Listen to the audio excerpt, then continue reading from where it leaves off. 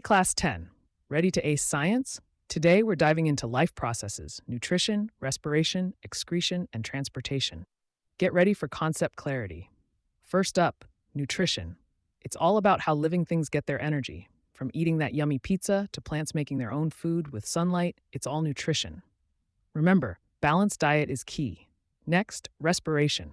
Breathing isn't just about inhaling and exhaling. It's about how our cells use oxygen to create energy. Oxygen in, carbon dioxide out. Keep breathing, keep learning. Now let's talk excretion. Our bodies are like super efficient machines, but they also produce waste. Excretion is the process of removing this waste. Kidneys are the star players here. Finally, transportation. Think of your blood as a super fast delivery service, carrying nutrients, oxygen, and waste all around your body. The heart is the main